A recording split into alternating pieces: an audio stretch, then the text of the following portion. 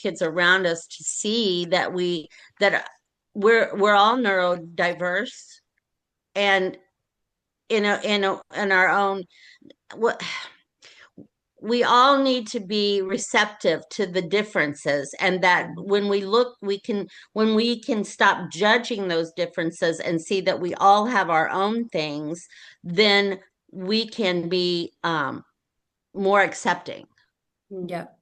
And I you think know. that goes back into that ripple effect that we talked about, because if we're seeing our teacher take the time to sit and talk to the specific kiddo in our classroom and work through some of those big feelings, then you're modeling for me, because how do kids learn? Through observation and imitation.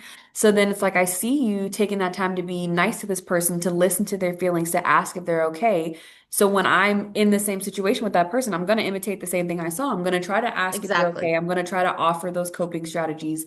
And that's where it starts, right? Is when they're itty bitty, and that's how they learn how to interact with people. If you're always seeing a teacher say, sit down, be quiet, do this, then that's how you're going to respond and think, oh, this person is weird because they're not sitting down and being quiet and doing this. But that's not what it is. It's just they might be a little bit more creative. They might have a little bit more energy.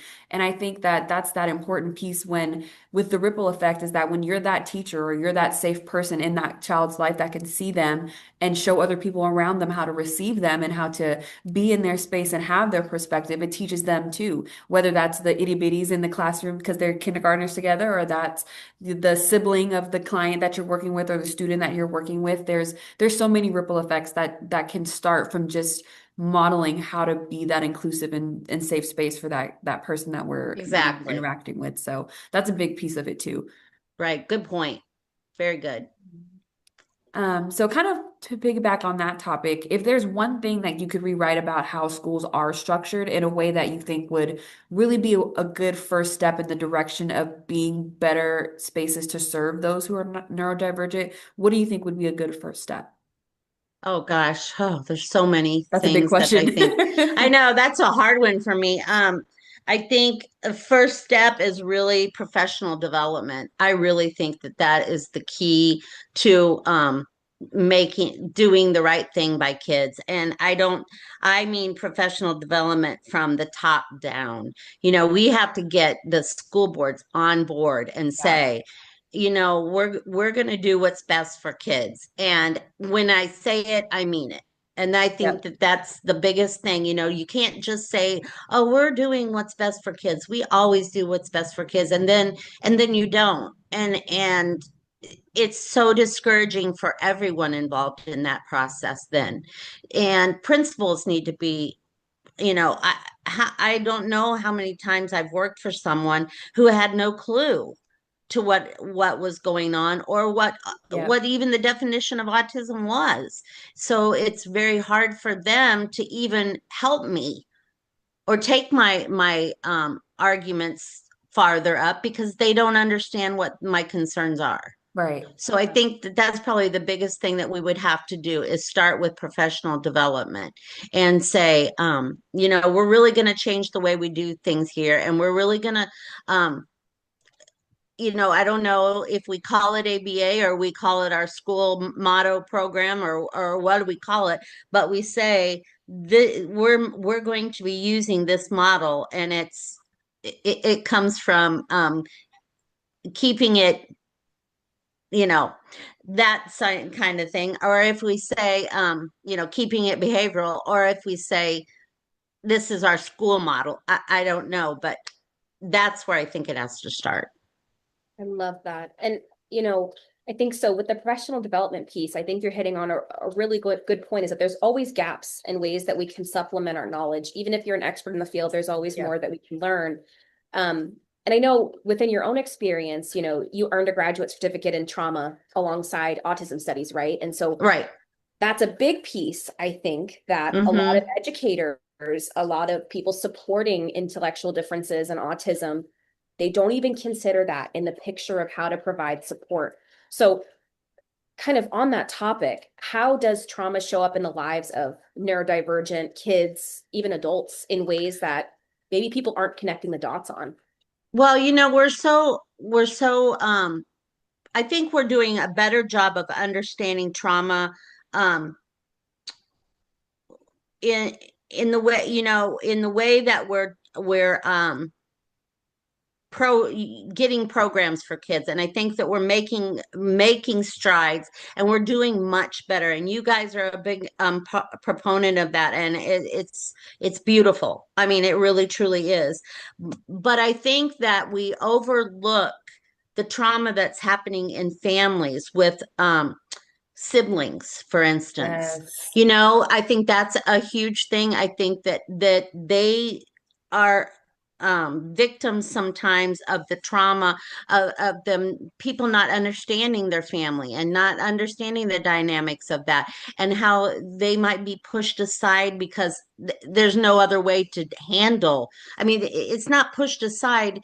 I don't mean that parents don't love their children. It's just that this one takes so much of my time. Yeah. And I think I'm so I'm sorry. sorry. Isn't that called the glass child phenomena? Is that what that is? I'm not sure. Maybe so. Okay. Now that you say it, it's ringing a I bell with me. feel like I've heard Yes, that. Yeah. yeah.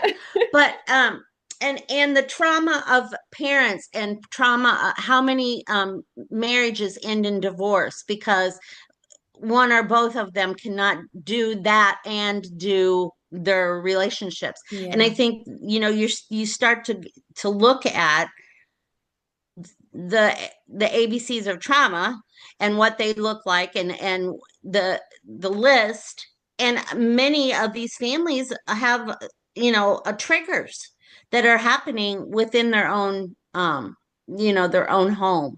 And so then that in itself is really hard for a child with autism to get, for us to help them, because they're also going through that. Yeah, that I feel like that was such a good point to touch on, especially in regards to like the siblings and parents and other people in the family who are affected, because their experience with this matters too. And I love that piece of my job as a BCBA because I do a lot of like parent training and a lot of in family and in community things. And the other day I was able to take a kiddo to their brother's baseball game, and they've never been able to sit through an entire baseball game because You. the kiddo Oh, just that's needs a little bit more. awesome. And mom got to see the entire game, and that was such a big thing, and that just feels so fulfilling and so important in what we're doing for the lives to combat some of that trauma, right? In the thought of like, oh, I never thought I'd be able to watch my other son's baseball game, and now we get to watch it together, and Mm-hmm. how meaningful that one moment could be for the family or for the parent. So I love that you brought that up because I think that's such an important piece that sometimes the field of ABA can miss and providers can miss because it's holistic, right? It's not just we service this kiddo from 8 to 4, they go home and everything is hunky dory. It's a lot Right. deeper and a lot more meaningful for the community that we work with. And I just love that you brought that up because there is supports needed for everyone involved to make sure everyone feels like they have the support and someone to listen and to hear them and be inclusive because it's a different community, and it's nice to know that people care enough to think about everyone involved to make Mm-hmm. their lives more meaningful. So that was a really good piece that you touched And on. to do this, Right. to write this kind Well, of and stuff, right? the other thing that I thought about when I named that book, and I maybe I should have said it earlier, but I really thought about the grandparents, because grandparents are of a different generation. Yes. And so now they have a their child has a baby, and the baby is autistic or has autism, or whatever they would say. And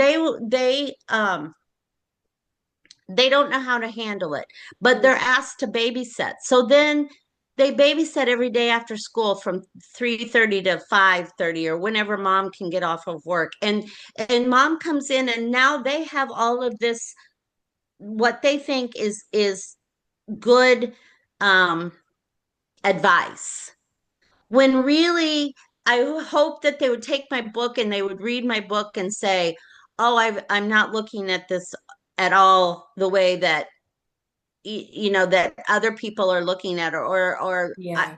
gives me a new perspective and let me think about some of the things that I've said in the past and how I can change that. And so that's the caregiver piece that I was thinking of, is it was really grandparents, because we do rely on them to get us to and from places, and, you know, feed us. And he won't eat this, he just won't eat this, I've tried everything. Well, no, he's not going to eat that.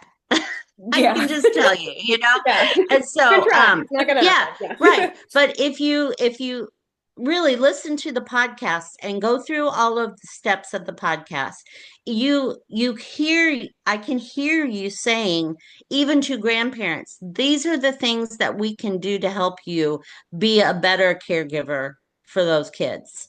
And it'll be better for you, Yeah, Improves you know? everyone's situation, right? I mean, Oh exactly. yeah, absolutely. feeling understood creates this beautiful, smooth, like it's like as soon as everyone understands what's going on, there's a flow state that exists within the Yeah. whole family system. And I feel Yes. like that is so empowering when you finally feel like you understand someone. I mean, I can think about cases I've had in the past where, the kiddo was nonverbal, used a lot of gestures, or even just facial expressions to indicate what was going on. And as soon as you understood that language, you understood the triggers, you understood the things that brought joy, it's trust, and trust Yeah. creates a flow state, and the things you're able to achieve when you hit that point Mm-hmm. Right. will surprise you every day, you know? Right. And then So, just how relaxed you would be if you were a mama, and you know every single day that grandma's going to say, well, he wouldn't eat the yogurt that I gave him. He wouldn't eat the yogurt. And today she said, you know what? He wouldn't eat yogurt, but he ate gummy bears. So we just had those. And mom's happy, mhm, grandma's relaxed, kids sitting there. He's had a great time at grandma's house, and they get in the car and it's relaxed. Yes. It's That not ripple that priceless. effect. trauma, not It's that trauma that priceless. we were talking about. Mm-hmm. Yes. You know, for that day, what a miracle that would be for some families, and for, you know, those people that you talked about that are burnt out. Yeah. Just even one day can make all the difference. Yep. That's what a beautiful, I mean, I so agree that that's priceless. And I think people don't realize how much that can wear on you over time, is when you're not picking your battles, when you're not Yep. thinking Hmm. about the size of the problem that's happening. Does it really matter if you skipped one yogurt and had gummy bears that day? Not Right, really, right? right, No. It's exactly. picking your battles, it's choosing what matters, and that improves quality of life. And people don't think about that, right? Kind of Hmm. going back to what you talked about before, it's picking that hill to die on. It's figuring out, the last word, right? Right, Sometimes right, it's not worth it. It's just right. not. And Um, and that's another training, that's another day, another training for teachers. But you ah, don't have, you know, you don't have to win every battle. And No. that's what I'm saying. You don't, you know, you don't have to have the last word. You don't.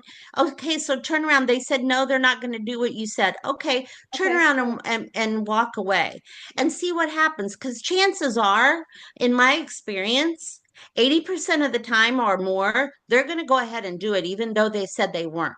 Mm-hmm. Yep. I mean, they Your just idea, do. right? They just do. So why even fight that battle? You don't Right. even have to say it because it's Absolutely. Right. going Just to probably put it get down, walk done. away. Yeah. See what happens. Right. Which Yep. actually, ties into something that we also wanted to ask you, was about, what do you hope our neurodivergent person who maybe is reading this book, they pick it up, who's not a parent or a teacher, but someone who spent their whole life being told that there's something wrong with them, that they need to fit into the mold of what already exists to be normal, to fit in, you know, how would you kind of feel about that? What do you hope that they feel when they read your book? That's book two. Woo! Love You Well, heard it. it here and first, I'm everyone. going to You give a heard little. it. I'm going to give a little just, you know, information about book two. But start where you are. Mm, That really is my message for the new book. Start where you are. And I'm sharing that because I don't want it left unsaid if it takes me another year or something, you know. But for those people who said, you know, I've been neurodivergent all my life, and And now people don't understand. And now it's just beginning. And I'm 24 years old, and I didn't have all of this stuff that the people are talking about now. And I wish I would have. Start where you are. Yep. Start to see what you can do, what changes you can make. A really good example of that was a story that I heard in some of my training, because I did do some very extensive training in Houston. But a boy had gone to college, and he had lived in the same room. He had everything the way he wanted it. He wasn't going to leave because summer came. He was just going to stay right there. And then they said, you have to move from this room to a different building because we're painting. Mm. Now, this person with autism freaked out, okay? Put all of his stuff in boxes. Now everything is not where it's supposed to be. Mm-hmm. And he moves to a different room, and he gets in there that night, and he's up till 4 o'clock in the morning, and finally, or some ridiculous time. And he calls his therapist, and he says, I don't know what to do. And he said, what do you mean you don't know what to do? And he said, I don't know what to do. There's all these boxes, and I don't know what to do. And he said, well, didn't they number them? And he said, yes. And he goes, you start with number one. And that's all it really takes, is starting with number one.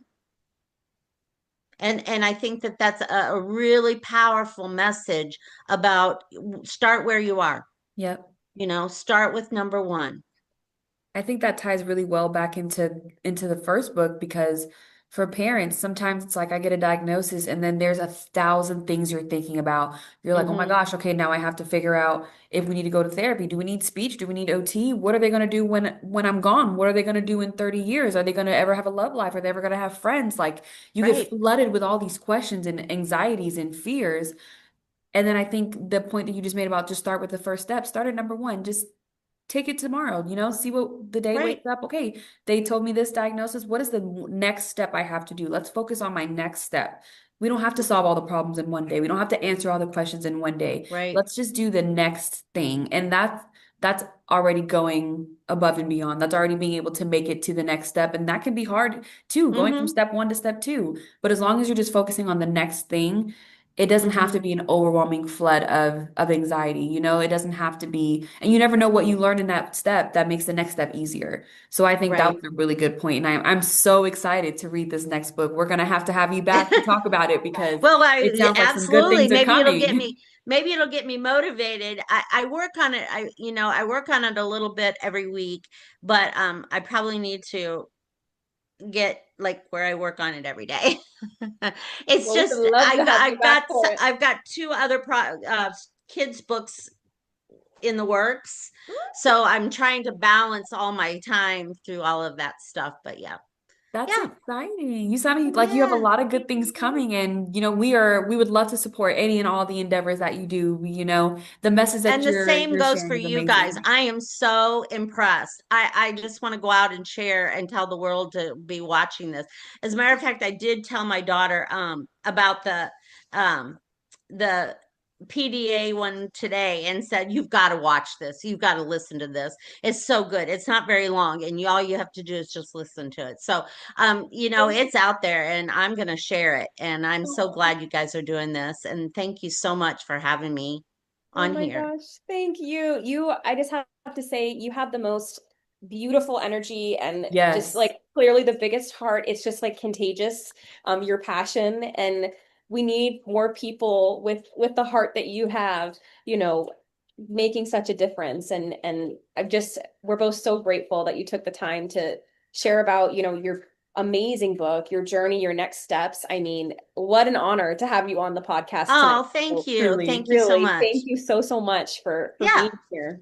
I'm really, really glad we got to do it. So thank you for having me. Yes, us too. Well, awesome. We are Keeping It Behavioral. We are guiding autism and fostering hope. We are here for every other weekend with a new episode. So please be sure to follow us so you can get notified on our next upload. Follow us on Insta, Facebook, YouTube at Keeping It Behavioral, and check out our website at sites.google.view/Keeping It Behavioral. We Also have created a visual and connection to this episode as a quick reference, so please check that out for our socials. We are behavior analysts, but we are not giving individualized advice or treatment guidance, just creating a community of support. Cassie, thank you so much for being part of our community, and we will see you guys next time. Okay, thank you. Bye. Bye.